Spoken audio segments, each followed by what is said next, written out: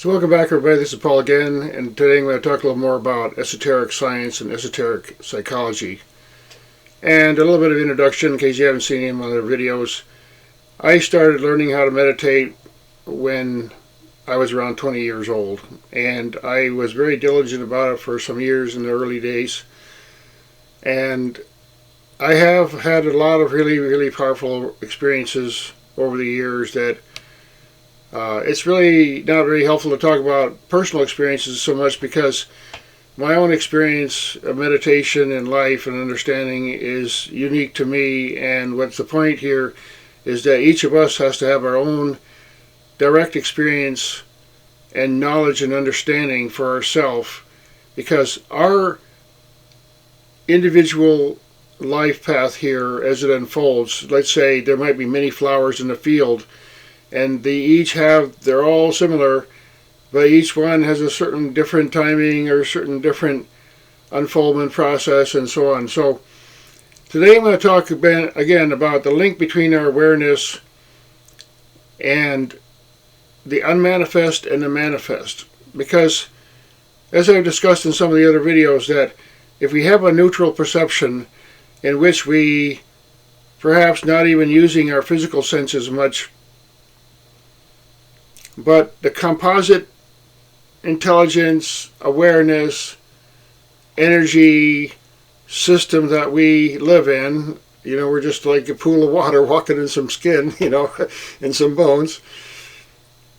All that system that we have is an integral part of our awareness. And if we put ourselves, let's say, for example, you have a bridge from the manifest or the unmanifest to the manifest. So in esoteric teaching, there's the look at it in a symbolic way of the unmanifested, primordial, unnameable, infinite cosmos, of which we're just like a tiny little firefly here. And what do we really know about that? Really, at the same time, through the process, as above, so below, everything. There's things that go from the unmanifest, from our ideas, from our inner space and understanding, into the external. So let's say you're in the middle of that bridge between the unmanifested and the manifested. So there's a certain neutrality of our own awareness that is the director, you might say, the controller. Decide, okay, what resources do I have in the unmanifest area, and what can I process? How can I process that and bring it into a manifest? And this is essentially what, if we think, well, what does a God do? God is taking things from the unmanifested into the manifested, and in the process, there's a whole lot of beings involved, and we're just one of them, and that's just the way it is. We can question it, we can debate it, whatever, but we're only here a short time.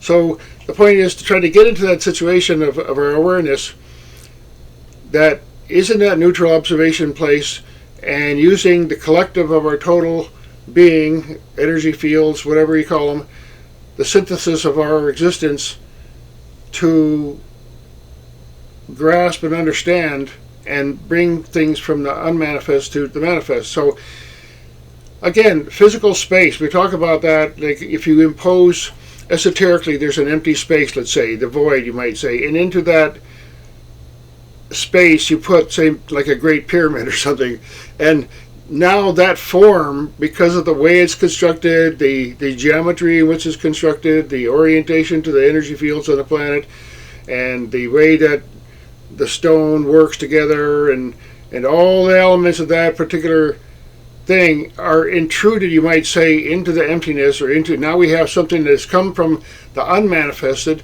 to the manifested. And you look at a structure like that and go, wow, that's a lot to manifest. That had to come from some ideas. So there's an internal space. This, as we see outward, we see triangles and geometry and so on, and we see different activities going on, for example, energy exchange, and we see fluidity happening, and we see there's a liquid aspect of the existence that they call the water aspect, the water element, and there's what they call the solid, the earth element, there's the air, combustion, the various kinds of elements that have to do with fluidity in that sense in gas. And then there's akasha, which is basically the bowl for those things. There's fire, air, earth, and water. Water is a very big subject. We could talk about that for a long time, and there's a lot of really great experts out there discussing that. But if you look at a water element, or even say fire, say you have fire, is clearly a transformative element. So in the same way that we see these processes happening in the external world, osmosis, integration, fluidity, concretion, crystallization, and all those things that happen and occur in the external world, there are dimensions of our own in our own awareness, which is actually inclusive of everything. So things like art and music, bringing something from the conscious, the deep conscious self. Look at how many incredible things have been created over the centuries by the human beings. It's just stunning. And then each of us has this type of vehicle. We basically have this technology. Just, forget about a phone. This phone can connect to some satellites or something, and maybe some towers around here, but this technology can connect with everything, the source of everything. And this is a secret. Well, it's not really a secret. It's been openly discussed for God knows how long. People have been telling the story. You, a human being, waken, you have a gold mine of a body, use it, enjoy it, fantastic experience. You have like the Maserati of cars, the 747 of airplanes. You've got it. And the question is, how do you use it? Now, there where comes the science of the soul, which I've talked about. And I'm not, I'm a student here. See, these books that I've listened to, read, and so on have to do with trying to navigate the internal dimensions of my existence, because that's what I'm here for. That's what we're all here for, and we can do it. It's not that difficult. The point is trying to understand, for example, depth psychology. There's a lot of people, who benefit from a type of psychology that gets into some of the more fundamental and deeper aspects of the human psyche. And there's behavioral psychology, and if you see a certain color or feel a certain texture or taste or smell something, then they can manipulate your behavior in some way. And there's a certain element of truth to that. That's why the sages say don't even pay attention to that junk outside. But anyway, there's an element of our own existence that is fluid. There's an element of our consciousness that assembles into form and geometry. So every piece of architecture or art that we create originates somewhere in a dimension of our awareness. And if we harness that, like a lot of the great intellectuals, Da Vinci, for example, Tesla, he could memorize everything, and he could calculate how to build something in his head and design the whole thing, and then no pre-run, just okay, this is what I'm going to make, and it's going to work. So innately, if you have a brain, any kind of body here, you have that link, you have this technology. Now, without going into that very deeply here, there have been a history, a long period of history, where the tyrants of the world, the unnameable usual suspects, he goes back a long time, and they just don't like people being awakened and having all those abilities, you see. What if there was a renaissance every single year in this country, in this world? What if there should be, the number of population, there should be 1 million or 10 billion, hundreds of millions of total geniuses and Leonardo da Vinci's out there right this minute. If we could harness some of their genius and some of all the different beauty that is being incarnated on this planet right now, it would be a pretty different story on this planet here. But without diverting into that, there is a science, there is a technology. Now, I have spoken and I practice a certain meditation that my teacher, his name is Prem Rawat, he calls knowledge. He didn't invent this knowledge. His dad taught this knowledge in India for 30 years. He went around India, and Mr. Rawat goes around the world. And that's, I'm a student. You want to learn the ultimate, beautiful, incredible thing that led me to a lot of beautiful experiences, just go listen to him for a while. And practice. But there are other ways. I mean, the basic thing is we have to go inside and start exploring that inner dimension. Now, how do we do that? Because, see, there's a lot of different kinds of people who talk about techniques that we want to analyze yourself. Well, what's my hobby, or what's my, this and that, or certain behavior, and we make an evaluation of ourselves based on only that. But then you want to go a little deeper. Try to get into that deeper part of our psyche that has a link to the cosmos. See, our dreams, people who are masters of dreams, there are people who are really good with their dreams, and they can conduct their dreams and so on. It's just a dimension of our awareness. For example, the so-called astral plane. There are people who can use that dimension of their awareness. It's kind of like having... The awareness doesn't have a distance. You see, this is a very difficult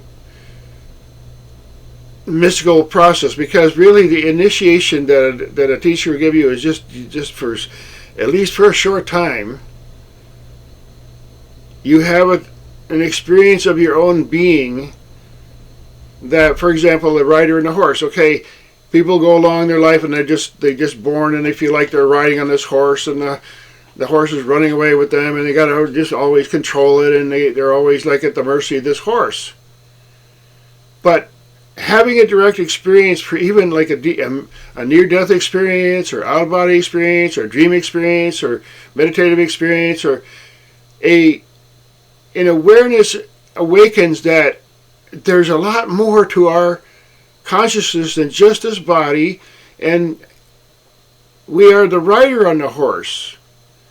We're supposed to be very comfortable with this horse, and it's supposed to obey us, basically, and we can take it wherever we want. But that's not even a very accurate analogy, because it's more like having this great, fantastic airplane that can go underwater and up into space and everything, and you just got to get the operating manual. It's very intuitive. You can push a few buttons here and do, and so to speak. Because when we close our eyes and we close our senses for a while, a lot of people get freaked out by that, because right away, they might all the worst memories that you ever thought of were coming there.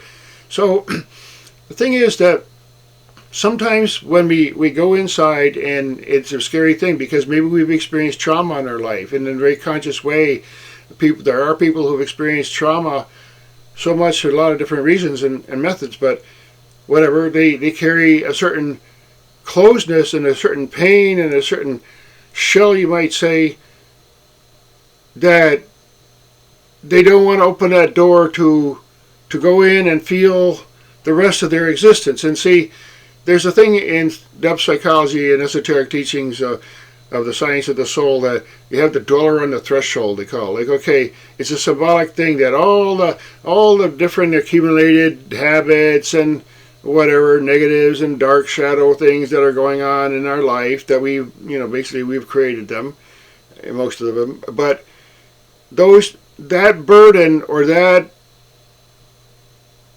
it's like I said, one analogy, a paper-mache construction of identity. Like, if you can make a duck out of paper mache, but it's not going to look like a real duck. You see, so our real nature is a lot more refined and a lot more beautiful and a lot more complex, at the same time simple. It's as simple and as complex as a sphere is.